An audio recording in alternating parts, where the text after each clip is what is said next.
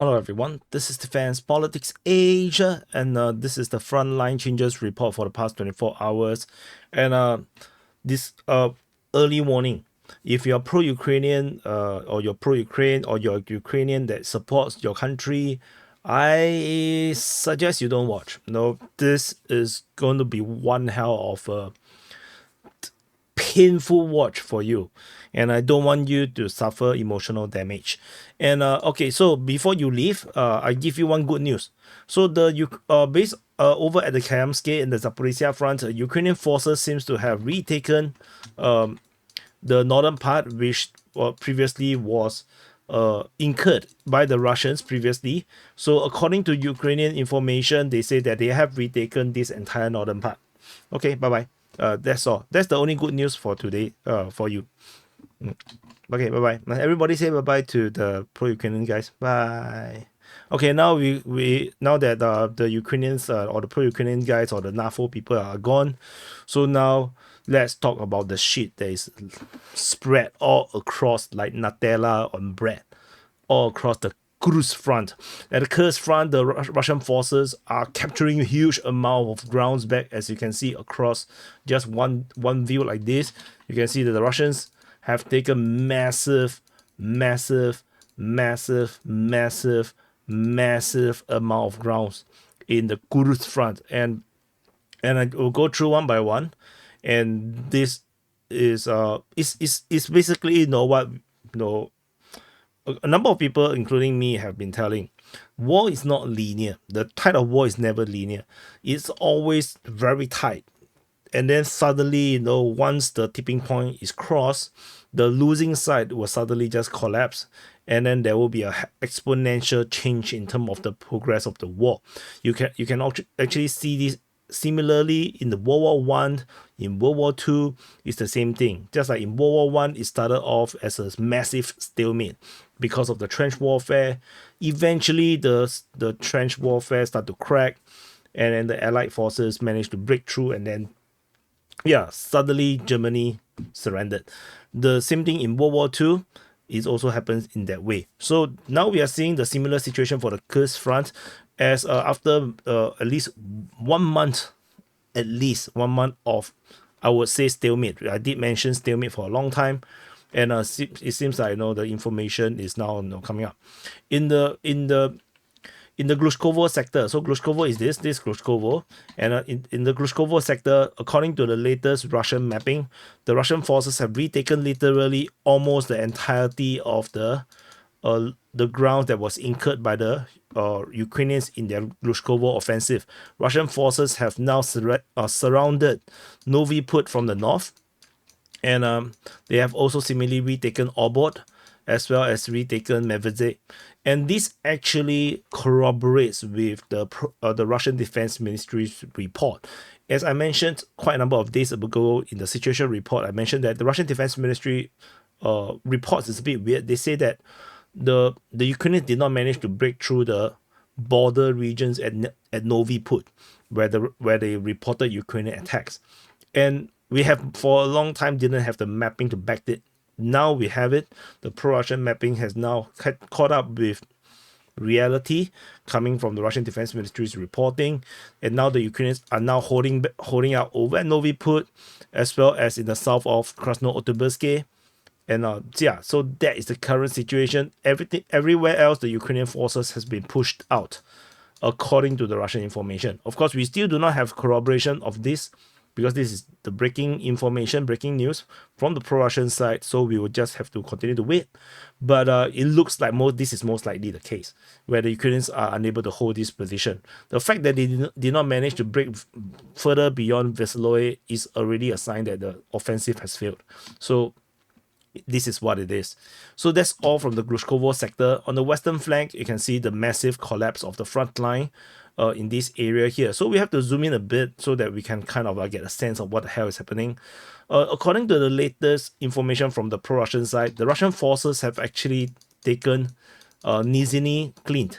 So they have managed to capture this settlement after after this is one of the latest information coming from the pro-Russian side. And the Ukrainian forces are now in some kind of encirclement. They are still trying to push for Lyubimovka. However, the Russian forces that was attacking Novo Ivanovka has actually continued to move south, and they have seemingly taken Zeleny Shaikh. And the front line is now looking extremely terrible, as the Russian forces can now do a pincer on the Ukrainian forces over here. So this is the frontline change around this sector. And further up north in the Lyubimovka region, I have to this a bit more. I did mention this in the situation report already, so I'm going to rehash this because this is the frontline changes report. Russian forces have been geolocated in multiple locations at Lyubimovka, and this confirms Russians' capture of all the area in the north, and the entire northern outskirt of Lyubimovka. And this actually is pretty bad. And the latest information, of course, as I mentioned, suggests that the Russians have captured Zeleny Shaikh. So the Ukrainians still hold the southern part of Lyubimovka and the Tostilok region.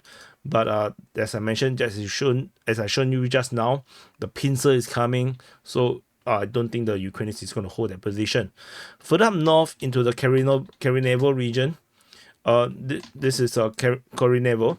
Russian forces have, this is just now what we have already shown, has geolocated just outside, and this also shows that the Russians have firm control across the entire main road leading to Lyubimovka. And based on Russian mapping, they have also claimed that the Russian forces have retaken Matvievka, Golfka, and they have taken the forest in the southwest of Kremyanoe. According to Surya maps, they have mapped that the Russian forces have secured Kremyanoe, and as they have taken all the forests outside of Kremyanoe. So this is, in combination, this is also yet another massive amount of grounds retaken by the Russian forces over in this sector. We move to the other side, over in the northern flank, moving towards Novaya Surkina, which is what was claimed to be captured by the Russian Defense Ministry. The Surya maps have mapped it. I think Surya maps, right? Yeah, Surya maps have mapped that the Russian forces have taken part of the railway lines, as well as on the western part of Kamyshevka. This area here moving towards Novaya Surkina. So this is actually being mapped by the Russian side. This orange mapping is by DivGen. Currently, we put it on limbo because we have trust issue with it. So I'm just going to leave it until it can be fully corroborated. Let's see how long it takes. And so that's all from this area. And over further in the eastern flank, at the eastern flank, Russian forces, according to the Surya maps, also have gained grounds around Martinovka, with Russian forces moving towards Ivashkovsky. So that's all. This Martinovka over here. So this frontline change around this area. And over in the southern flank, according to the latest Russian reporting, Ryba have reported that the Russian forces have managed to punch through a hole in the north along the Sel River, north of Kurakhove, and also closed down on the eastern part of Kurakhove from the direction of Borki.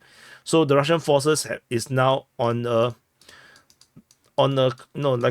like a spanner. You see, this is like a spanner. So this is a spanner, and this spanner is going to close on Kurakhove. Ukrainians are holding their grounds at Kurakhove, but it's going to be quite bad if the Russians continue to strike all the way along the Svel River and cut off the retreat route. Then the Ukrainian forces at Kurakhove will be fully encircled, and the retreat route will be totally cut. We have to remember it is a river.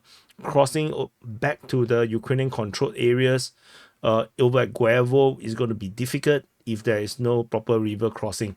So this situation at Kurakhove is now in deep trouble, and we shall continue to see how this goes. Of course, this is a Russian claim. We cannot confirm this information just yet. So we move further away. So this all from the KURSK front, as you can see how fast the collapse is now happening, and this is information across 24 hours.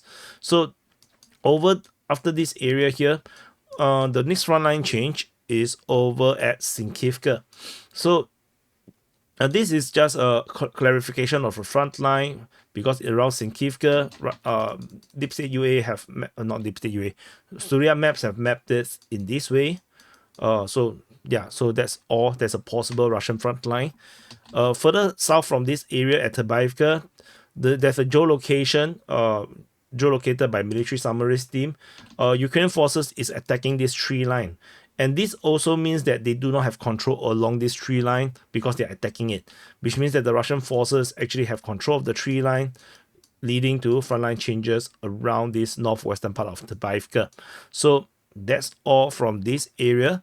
The next frontline change after Tabaivka is at Myazov-Zarivka. Further south, and this is pretty significant because the Ukrainian mapping Deep State UA has declared Myazov-Zarivka as captured by the Russian forces. According to their mapping, Russian forces have fully secured Myazov-Zarivka, and this is a massive success for the Russian forces, massive capture. And the elites is around 3.3 square kilometers. A lot of ground suddenly conceded, and so this however does not really change the front line a lot per se, because Myazov-Zarivka has been claimed to be captured by the Russian forces since 11th of June. So that's a long time ago. So that's all from Myazov-Zarivka. The next frontline change, we jump all the way to the Pokrov front. So just now we were here, and then now we are going to the Pokrov front. At the Pokrov front, in this area here, we have quite a number of updates. So around this MKK region, the Mykolaiivka, Krasnaya, Krutaya region, I just came out with the abbreviation when the entire thing is gonna fall, so it's a bit late. But anyway, according to Ukrainian mapping, they have considered that the Russian forces have captured Mykolaiivka. They have captured Krasnaya and Krutaya all at the same time, according to the Ukrainian information. And in their mapping, they map it like this, with the Russian forces securing the rest of the settlement region along this area here, completing the full capture of MKK. And the Russian forces is not going to attack into this heavy fortification and the forest west of the MKK region. So very important change around here, as the Ukrainians have held out in this area for a long time, and in the end they still are unable to stop the onslaught of the Russian forces. So and around just nearby at Lysivka, according to Surya maps, the Surya mapping have shown the Russian forces have possible advance, capturing the entire eastern part of Lysivka and the tree line south of Sukiya. So this is I will only update this as a Russian claim, or only on the Russian mapping, as Surya maps information usually will never by on its own capture information. So because they are neutral, so it needs a corroboration by the losing side to confirm, or by geolocation to confirm the claim. So this is a capture of the eastern part of the Lysivka, but this is just a possible advance. So, but it is a frontline change to the Russian mapping. And after Lysivka, the next frontline change is south of this at Selidove. So this geolocation of Russian forces on the northeastern part of Selidove, confirming Russian advance in this region. So Selidove is still not really started the real battle yet. The Russians are still maneuvering and are posturing outside of Selidove. And there's frontline change south of this position over at Ostrivske. So this is one of the latest information.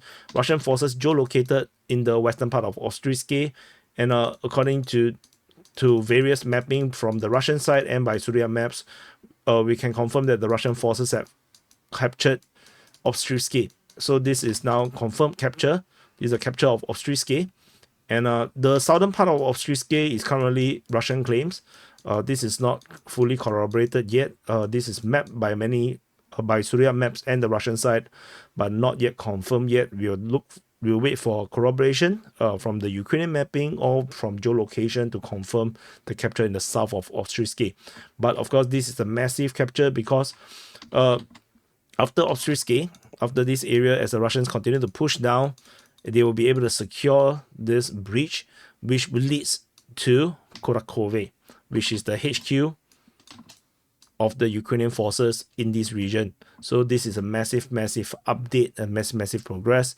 And one last frontline change is KURSK, which I did mention already, which is the only good news for the Ukrainians, and that's it. So this is the full frontline changes for the past 24 hours. A lot of frontline change, massive change, particularly on the KURSK front. And so thank you for watching, and I'll see you guys in the next update.